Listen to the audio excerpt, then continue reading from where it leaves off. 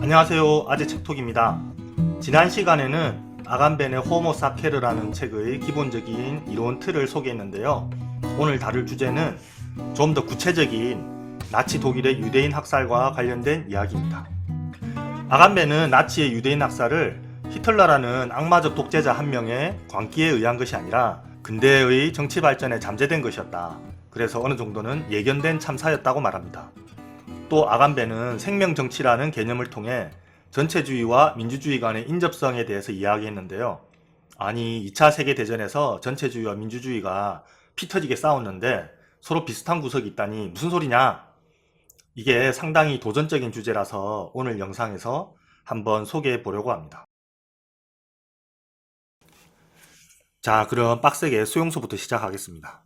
지난 시간에 주권자는 추방령을 통해 호모 사케르를 만든다고 했습니다. 호모 사케르는 인간의 법과 종교 모두에서 쫓겨난 신성한 인간이자 벌거벗은 생명이라고 했고요. 그런데 이렇게 말할 수 있겠죠. 요즘 세상에 추방령 같은 게 어딨냐? 옛날 옛적에 목동이 양치던 시절에나 있던 이야기지. 고대 신화적인 그런 이야기 가져와가지고 정치의 근본 구조 뭐 이런 이야기 하면 좀 그렇지 않냐? 아닙니다. 있습니다.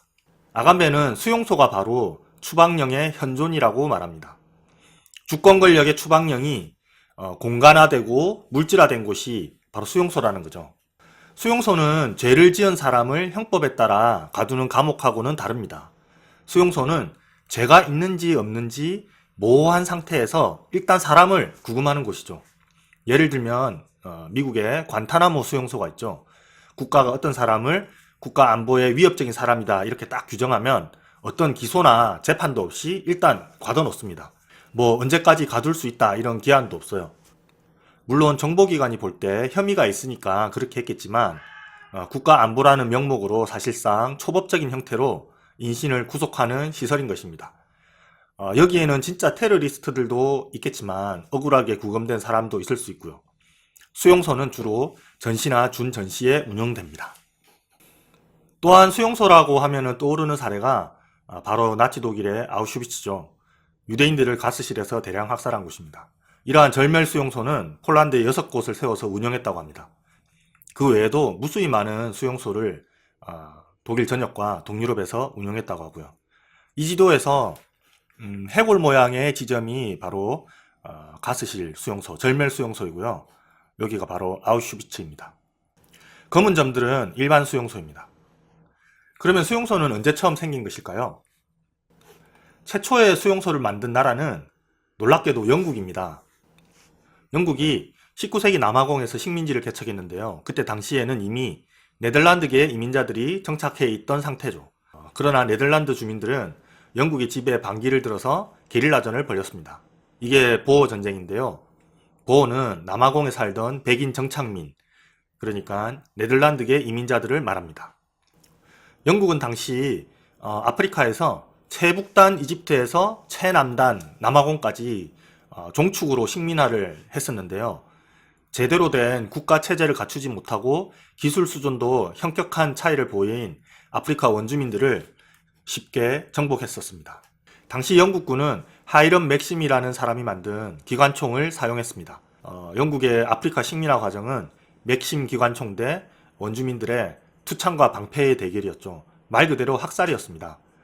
이 사진은 보어전쟁 당시 맥심 기관총을 다루고 있는 영국군의 사진입니다. 자, 그런데 아프리카 남쪽 끝에서 영국군은 자기들하고 똑같이 맥심 기관총을 가진 부족들과 맞닥뜨리게 됩니다. 바로 보어인들이었습니다. 영제국은 보어인들의 게릴라전에 맞서 초토화 작전을 수행했는데요. 말 그대로 정착민들의 마을을 불태워버리고 주민들을 수용소에 집단 수감합니다. 이때 세계사에서 최초의 수용소가 등장합니다. 영국 출신의 유명한 역사학자인 니얼 퍼거슨이 쓴 제국이라는 책을 보면요.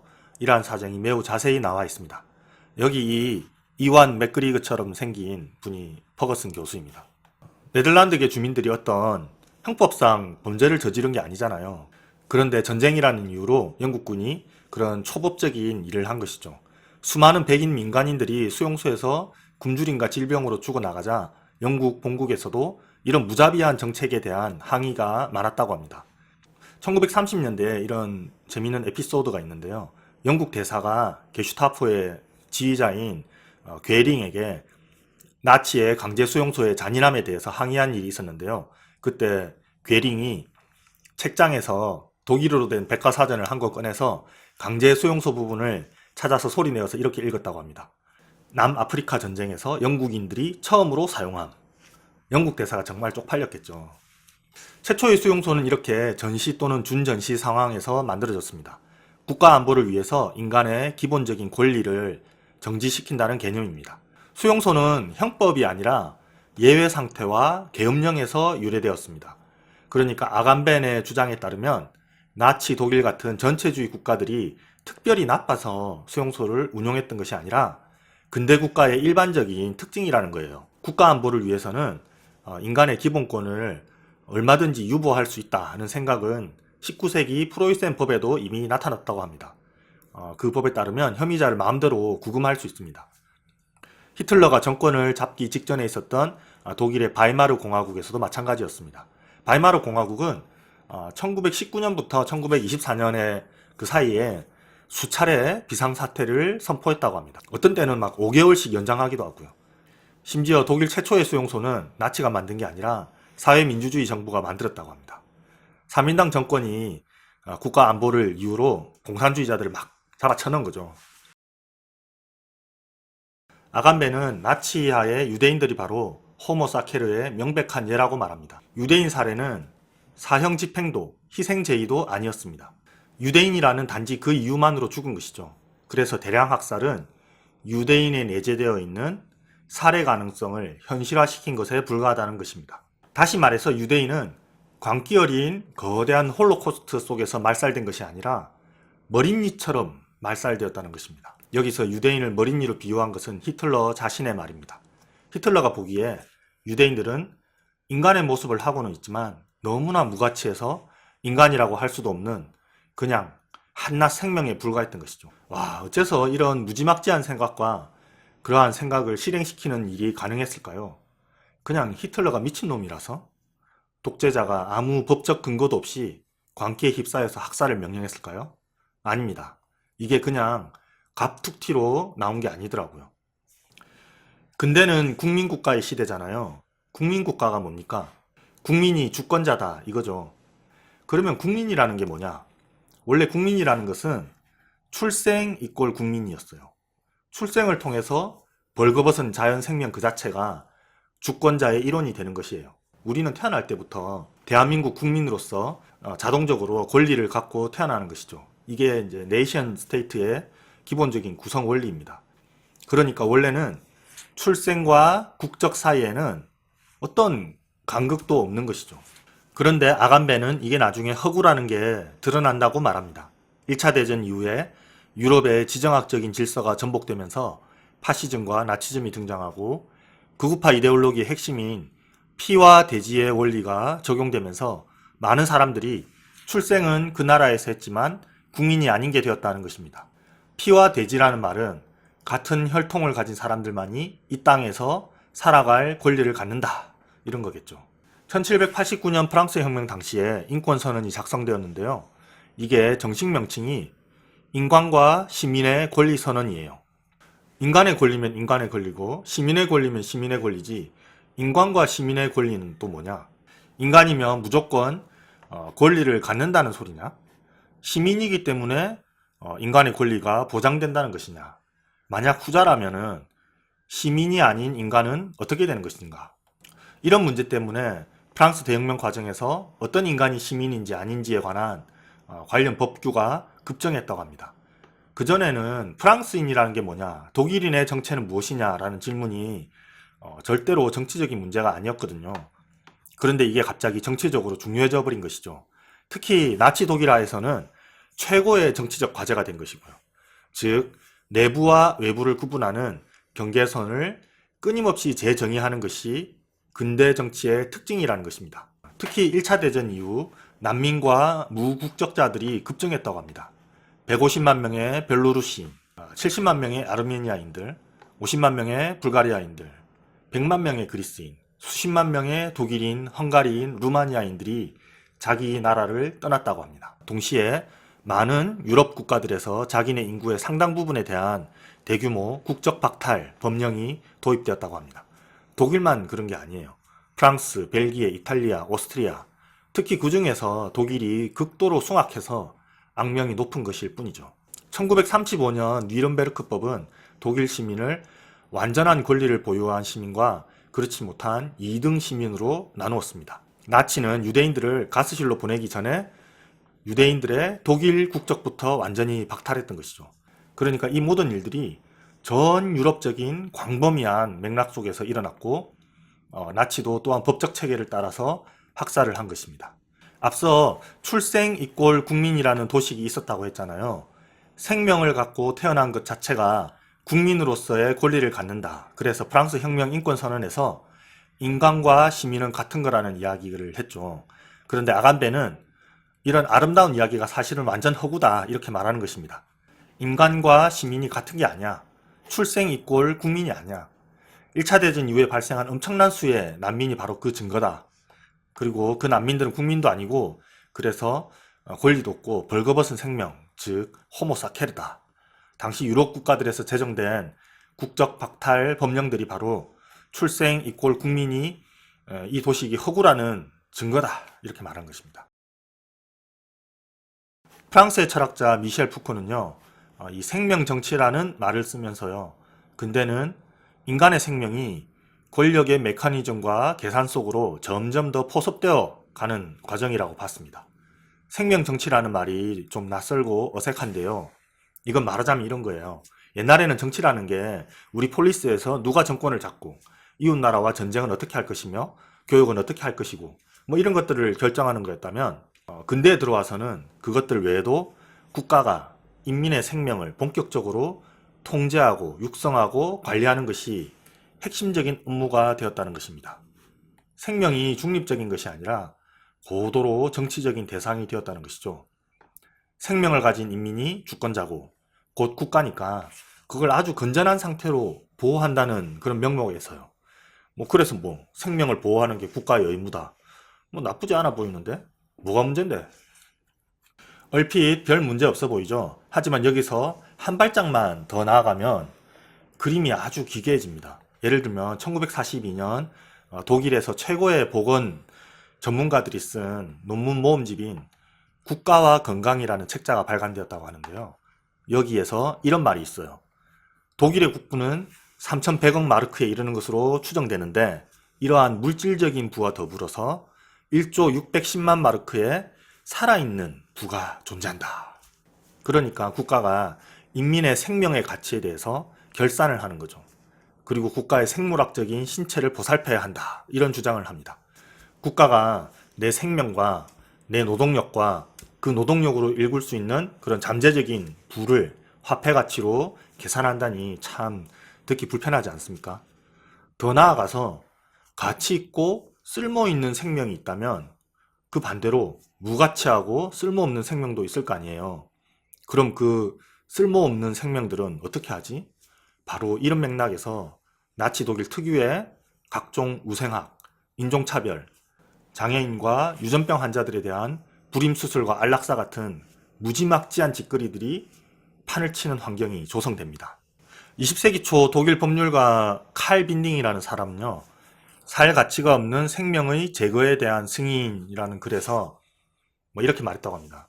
정신병자들, 선천적, 후천적 장애인들, 노년의 치매, 중풍 환자들을 봐라. 이들이 살 가치가 있냐? 건강하고 멋진 진정한 인류의 모습과는 정반대 모습 아니냐? 이들을 제거할 결정권에 대해서 이야기해보자. 의사, 정신과 의사, 판사로 구성된 국가위원회에서 이들의 생사를 최종 결정하게 하자. 이렇게 말합니다. 이런 미친 프로그램에 대해서 당연히 기성 종교계가 격렬하게 반대합니다. 히틀러는 처음에 종교계의 반발로 실행하지 못하다가 결국 나중에 이걸 실행에 옮깁니다. 1940년 초에 무려 6만 명이 가스실에서 살해됩니다. 이때는 독일이 한창 전쟁을 하고 있어서 국가의 자원이 쪼달렸어요. 이런 일을 밀어붙일 수 있는 상태도 아니었는데 그런데도 했다는 것이죠. 지난번 영상에서 그랬죠. 주권자는 예외 상태를 결정하는 자로서 죽여도 살인죄로 처벌받지 않을 수 있는 그 생명이 누구인지를 결정하는 권한을 갖고 있다고요. 아간베는 유대인 학살도 이러한 생명 정치의 맥락 속에서 이해되어야 한다고 말합니다. 유대인 문제에 관한 최종 해결책이라는 것이 있는데요. 독일 제국 내에 이 쓰레기 같은 유대인들을 어떻게 처리하느냐 하는 고질적인 문제를 최종적으로 해결한다는 것이에요. 최종 해결책이라는 이 이상한 말이 뜻하는 바는 결국 다 없앤다는 것이죠. 나치 독일이 2차 대전을 일으킨 명분이 독일 민족의 생활 공간을 확보하기 위해서다, 이런 거였습니다. 레벤스라움이라고 그러죠. 그러니까 독일 민족이 생존하기 위해 필요한 공간이다, 이런 건데요. 영국이나 프랑스 같은 제국주의 국가들, 너희들도 다 아프리카, 아시아에서 식민지 만들었잖아. 우리도 그런 땅이 필요하다. 그런데 독일은 유럽에서 그 짓을 하겠다는 것이죠. 특히 동유럽에서요. 동유럽은 원래 미개한 민족의 땅이기 때문에 강자인 우리 독일이 가장 마땅하고 멋진 독일인들이 거기서 살고 번성하기 위해서는 일단 땅을 깨끗하게 청소를 해야 된다. 뭐 그런 이야기입니다. 독일에서는 이미 수십 년간의 차별 정책으로 유대인들이 별로 없었는데 동유럽에서는 아직 많이 있었거든요. 그래서 독일군 점령지에 있던 유대인들을 소각하자, 이랬던 것이죠. 그 결과 절멸 수용소와 전쟁터에서 600만 명에 이르는 유대인들이 학살된 역사가 만들어졌던 것입니다. 나치 체제에서 정치란 국가 내부와 외부의 적들에 대한 투쟁이며 시민들의 생명에 대한 보살핌과 육성이었습니다. 생명에 대한 보살핌이 곧 적에 대한 투쟁과 동일한 것이 된 거죠. 그러니까 독일에서 유대인의 신체를 분리해내는 것이 곧 독일인의 고유의 신체를 생산하는 일이었고, 나치 수용소는 그런 일을 했던 기관이었던 것입니다. 앞서 독일의 최초의 수용소가 나치가 아니라 3인당 정부가 만들었고, 비상사태 선포는 히틀러가 정권을 잡기 이전에도 빈번하게 있었다고 말했죠. 나치가 권력을 장악한 이후에 벌어진 기본권 침해들은 이전 정부들이 확립해놓은 관행을 따른 것에 불과하다는 것이죠. 그러나 나치는 비상사태의 예외적인 법체계를 일상적인 법체계와 마구 뒤섞었다는 점에서 이전 정부와는 확연히 다릅니다. 히틀러의 직함은 제국 수상이자 총통이었는데요. 수상의 직무는 바이마르의 헌법에 명시된 그 절차에 따라서 부여받은 공직이었지만, 총통으로서의 직무는 전통적인 공법상의 의미를 갖지 않습니다. 칼 슈미트는 나치 독일화의 총통은 곧 독일 민족의 혈통적 단일성과 평등성을 대변한다고 말했습니다. 총통이 독일 민족의 생명과 동일시되면 될수록 그의 권력은 점점 더 무제한적인 것이 됩니다. 그러니까 총통의 말이 곧 법이 될 수 있는 것이죠. 나치즘은 생명의 정치를 극단으로 밀어붙여가지고 그것을 죽음의 정치로 거꾸로 뒤집어 놓은 것이라고 할 수 있습니다. 아간베는 20세기 전체주의의 정치적 구조를 분석하면서 서구 민주주의도 이것과 유의미한 연계성이 있다고 봅니다. 보통 우리는 전체주의와 자유민주주의를 완전히 대척점에 있는 것으로 보잖아요. 그런데 생명 정치의 맥락에서는 근본적으로 뿌리가 같다는 것입니다. 아간베의 논리를 정리하면 이렇습니다. 첫째, 원래 정치의 근본 구조는 주권과 생명의 관계이다. 절대적 살해 가능성. 두 번째, 근대 절대왕정 시대에 들어오면서 생명이 주권의 대상물로 전면적으로 편입되었다는 것입니다. 세 번째, 시민혁명으로 인민이 주권자가 되었지만 국민이 아닌 사람들의 생명이 배제되었다라는 것이고요.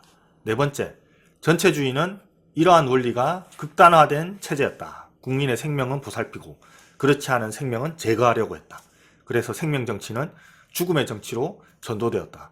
다섯 번째, 서구 자유민주주의 역시 생명정치라는 기반은 전체주의와 동일하다. 서구 민주주의에 꽂힌 복지국가도 국민의 생명을 관리하는 체제이다. 그리고 복지국가는 나치 같은 전체주의 체제에서도 중요한 화두였다는 것이다. 여섯 번째, 서구 자유민주주의는 경제발전과 복지국가라는 기적과 같은 일을 완수하면서 올바른 길로 가는 것처럼 보이지만 글로벌한 시각으로 보면은 제3세계의 벌거벗은 생명들을 양산하는 체제이다. 뭐 이렇게 정리할 수 있습니다. 2차 대전에서 전체주의와 싸운 자유민주주의 체제가 서로 형제라고 그러니까 자유주의 입장에서는 미치고 펄쩍 뛸 일이죠.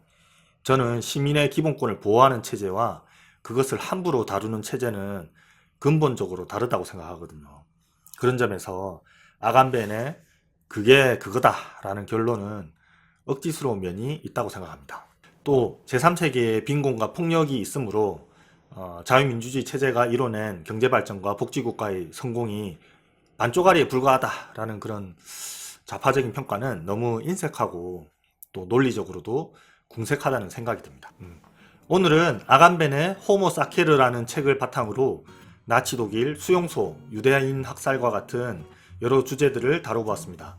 상당히 어둡고 무거운 내용이라서 보기 불편해 하셨을지도 모르겠습니다. 여러가지 생각해볼 주제들이 많았던 것 같습니다. 정치가와 인민의 관계라든지 개인의 생사를 국가가 결정할 권한이라든지 국가 안보를 이유로 개인의 기본권을 제한하거나 유보할 수 있는지에 관한 문제라든지 그럼 다음 시간에 또 재밌고 유익한 내용으로 찾아뵙겠습니다. 감사합니다. 아재 책톡이었습니다.